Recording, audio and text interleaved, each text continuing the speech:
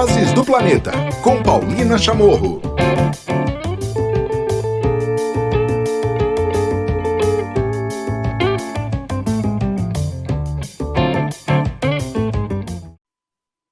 Muito bem, mais um episódio do Vozes do Planeta e eu tenho uma convidada muito especial. Adoro fazer essa troca de, de podcast, né? Eu estou convidando agora a Giovana Nader para falar sobre a nova temporada do Tempo Virou. Tudo bom, Giovana? Prazer te receber aqui no Vozes do Planeta. Prazer é meu, Paulina. Sou fã do Vozes do Planeta, ouvinte, fã do seu trabalho.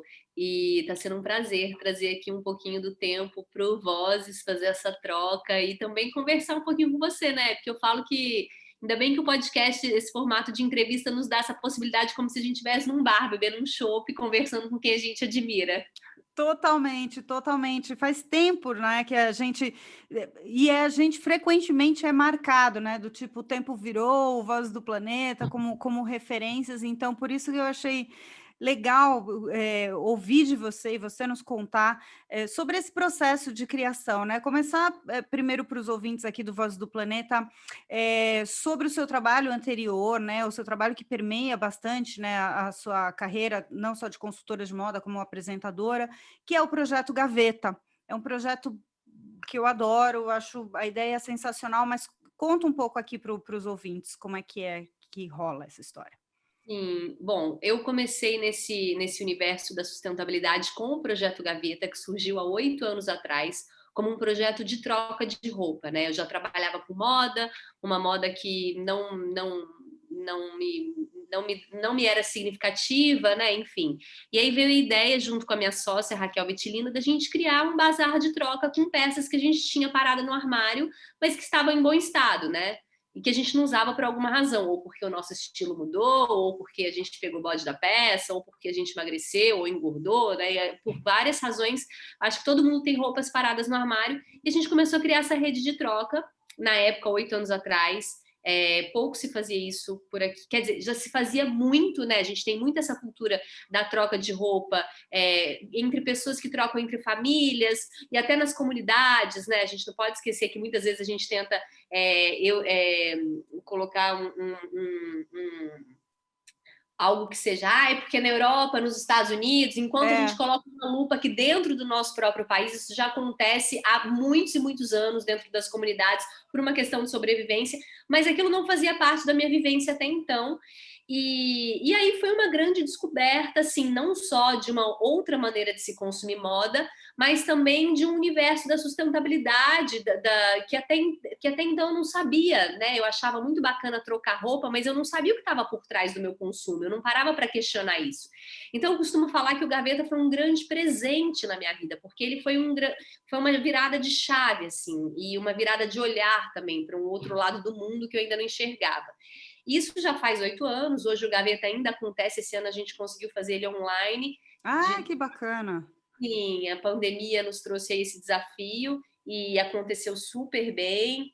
A gente quer repetir, é também a nossa possibilidade de levar ele para outros lugares do Brasil, porque antes, por uma questão de logística, a gente ficava restrita a Rio e São Paulo. Mas o Gaveta também trouxe esse universo da moda sustentável, né? Então, assim, eu comecei a entender que o mercado de moda é um mercado extremamente poluente, extremamente escravagista, enfim, opressor, né? Nada democrático. Isso vem mudando muito por conta da militância, da resistência, mas naquela época era muito diferente, ainda é, né? A gente sabe que a gente vive uma bolha. E aí, quando a minha filha nasceu, há 3 anos atrás, que eu estava naquela fase de hipersensibilidade, né? Enfim, e eu comecei a me deparar com informações de que quando a minha filha teria 30 anos, teríamos mais plástico do que peixe nos oceanos. Quando a minha filha tivesse 30 anos, o aquecimento global já atingiria mais de 2 graus Celsius. Então eu falei, caramba, a geração impactada já está viva, é minha filha, né? O que eu posso fazer? E aí eu peguei todos aqueles anos de teatro que eu fiz na minha vida e que eu nunca usei, né? Eu sou uma atriz, eu falo que eu sou uma atriz enrustida.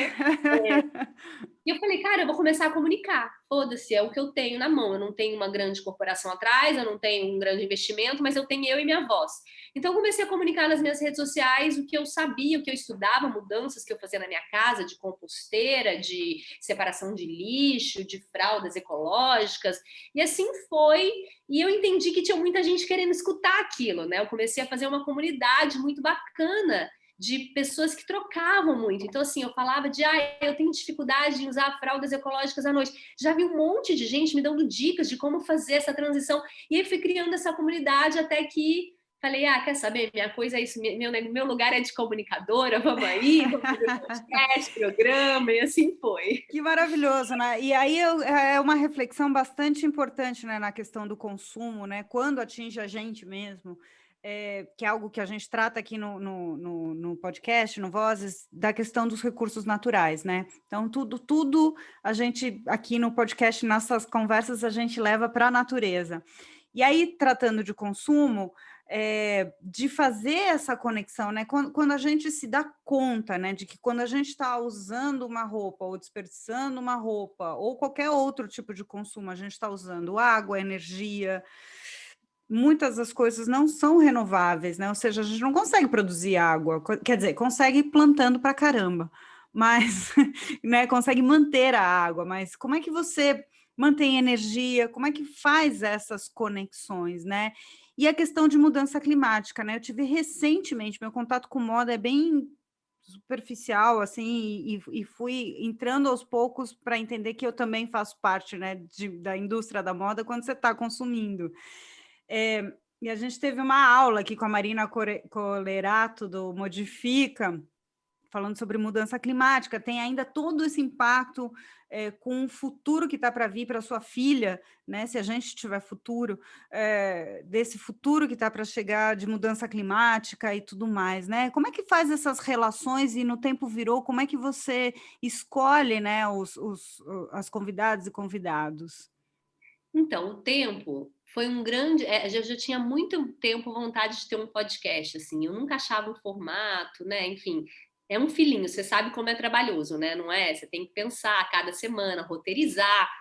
E aí, meu irmão Giordano, que foi assim, é uma pessoa que eu admiro demais, extremamente inteligente e economista, e ele está fazendo doutorado, né? E nesse período de doutorado tão difícil do Brasil, ele falou: vamos fazer, eu faço com você. E aí foi uma luz que eu falei: uau, vamos lá então. É muito importante falar que, apesar de eu falar sobre mudanças climáticas, eu falo muito a partir da minha vivência, da minha base. Eu não sou academicista, eu não tenho mestrado, eu não tenho doutorado, né? Quem sabe um dia, tenho muita vontade de fazer, mas ainda não. Então, assim, eu sou muito leiga ainda. Tudo que eu faço é base da minha investigação de curiosa, né? E eu sempre tive vontade de conversar com pessoas que eu admirasse muito e que vai me dar uma outra visão do assunto. Então, assim, agroflorestas, eu sei superficial, sou rasa. Então, vamos lá, com quem que eu posso falar sobre agrofloresta que vai me ensinar sobre? Ou economia da floresta em pé, né, da Amazônia em pé. Enfim, eu sei o que eu vejo aí de marcas que a gente sabe que está fazendo, mas com quem que eu vou falar? Então, Ricardo Abramovay. Então, eu comecei a fazer essa ligação de pessoas que eu sempre quis conversar, que eu sempre admirei, e a gente começou a montar um roteiro assim, muito... Então, o roteiro do tempo, ele é muito estudado, sabe? É uma coisa que a gente demora assim 2 semanas para fazer. Então, se o convidado tem algum livro, a gente lê o livro, a gente pensa, aí a gente bate o roteiro com o convidado, a gente troca com ele o que está faltando no roteiro, o que é interessante colocar. Então, assim, eu acho que isso faz com que, para mim, é uma aula, né? A cada entrevista que eu tenho uma aula ali com essa pessoa. Eu acho que a minha profundidade sobre o tema, desde que eu comecei o podcast, tá muito maior, assim, eu sinto que eu tô muito mais segura para falar sobre, me transformou enquanto pessoa, enquanto profissional. Então, assim, acabou, eu acho que as coisas, quando tem que ser, elas fluem, né? Então, fluiu essa vinda do Giordano, que faz toda a pesquisa e roteiro, dessa profundidade de política e economista como ele com o meu lado comunicadora, e alguns convidados que eu tenho uma intimidade, que a gente fala ali de alguma coisa da nossa vivência que a gente já teve junto, alguma experiência que a gente já viveu juntas.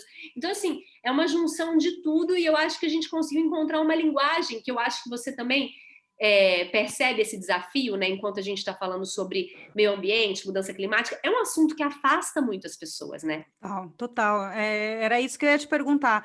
Eu tive, o ano passado, o Vozes teve um boom, assim, uma disparada de audiência. Ele sempre teve uma audiência média legal, mas, assim, o ano passado, com a pandemia, né? Teve um aumento natural de audiência, né? Tá aumentando, sei lá, 30% no Brasil por ano, né? A audiência de podcast, mas, assim, o Vozes foi 270% de aumento de audiência, porque foi quando eu olhei e pensei. Eu sou muito cabeçuda, né, nessa parte ambiental, e como eu estou já há muito tempo e toda semana, há 5 anos, falando de meio ambiente, então, às vezes, é necessário olhar para dentro e olhar e falar assim: bom, acho que eu preciso voltar para o básico, né? Porque as pessoas, tem gente nova que está chegando, que quer entrar também na história. Então, quando eu comecei com o que é economia circular, o que é não sei o que lá, a audiência voltou a crescer de uma maneira muito grande, né? E aí era essa parte que eu ia te perguntar, como é que tem sido o retorno com o público? Porque essa é uma satisfação, pelo menos que eu tenho toda semana, de falar, pô, que legal, eu consegui botar tal pessoa que é incrível para falar, e um monte de gente vai poder ouvir e aprender também junto. É uma satisfação genuína, né? Eu acho que o envolvimento com o público do podcast é diferente. Porque o Instagram, a pessoa está ali te seguindo e acaba que você está passando no feed dela, né? Enfim. E o podcast é uma pessoa que para um tempo para dar um play no seu episódio, né? Para escutar por um tempo. Então tem outro tipo de envolvimento. E eu acho que eles percebem também o nosso crescimento enquanto podcast, né?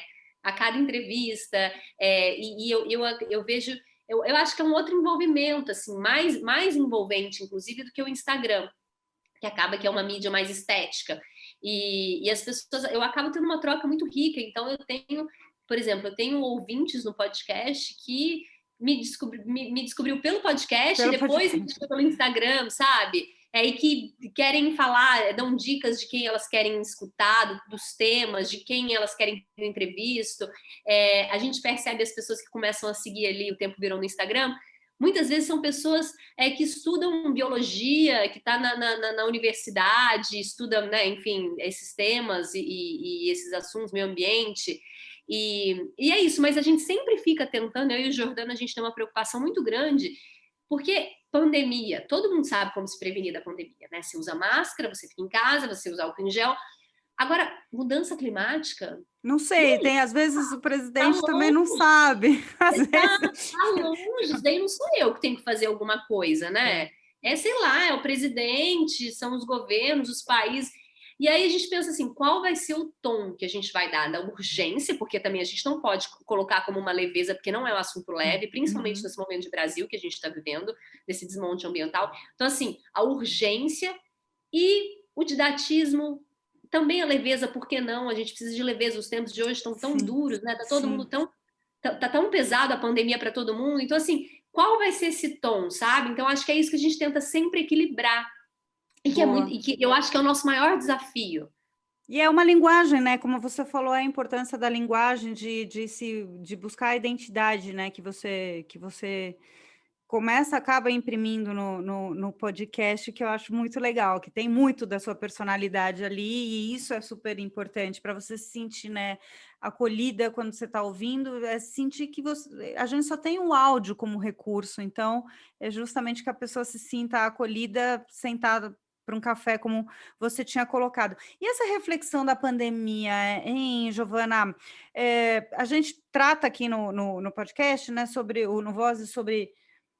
Já colocamos o que tem a ver zoonoses com ecologia, a pandemia com ecologia, enfim, fizemos 1000 ligações, trouxemos vários pesquisadores e pesquisadoras aqui para nos conectar, mas e você, como é que você está sentindo, como é que você está vendo dentro dessa sociedade de consumo que a gente está vivendo, que nos trouxe neste momento, né? A gente tem também esse desafio de não descolar a história, né? De dizer, é uma pandemia aqui, porque, sei lá, quem comeu não sei o que lá, mas, gente, não, é uma degradação ambiental, é um impacto, é isso que é o nome do negócio.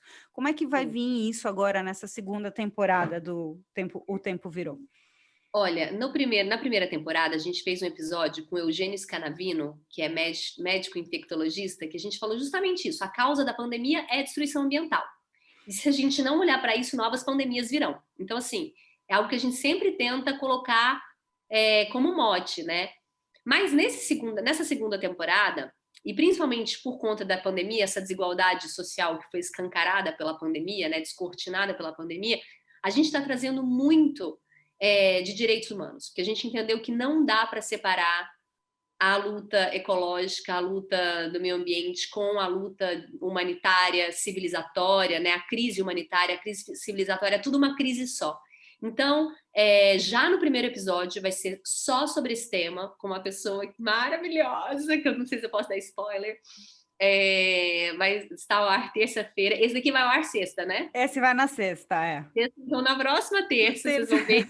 A gente já vai falar sobre isso. O tema do episódio é Gente é para Brilhar.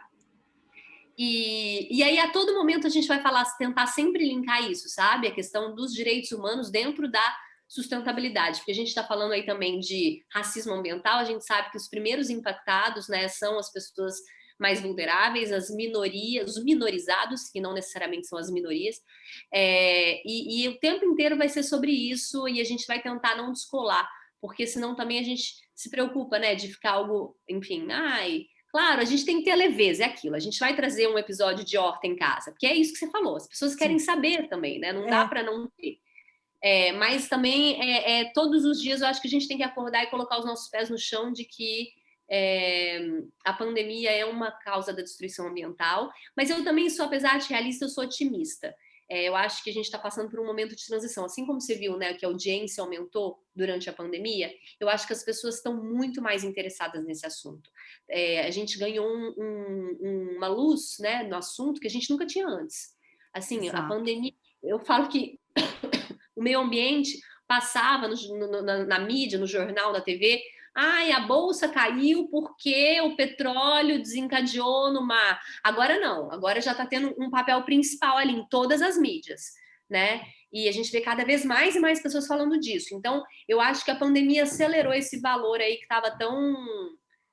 era tão urgente, que estava tão jogado, né, de lado. Tinha sempre outras coisas urgentes. Eu acho que todas as lutas são urgentes, claro, mas eu acho que a nossa também ela precisa vir como protagonismo também, até porque a gente está falando aí, né, de, enfim, genocídio indígena, tá tudo ligado, gente, tá tudo ligado. A gente está falando, inclusive, no Abril, né, que é Abril Indígena, então, realmente, e olha que coincidência, nesse episódio que você participa, né, dessa sexta-feira, justamente eu estou trazendo os dados da fome, né, no Brasil. É um tema que não a gente sempre traz de uma maneira pela alimentação, pelo plantio, pelo solo, mas dessa vez essa é uma edição que eu trago uma especialista para falar justamente da fome, porque o Brasil passou, né, mais da metade dos brasileiros e brasileiras hoje vivem em insegurança alimentar, que realmente não dá para descolar. Então, estamos sintonizadíssimas com o que você acabou de contar. Não vou dar mais spoilers, e tem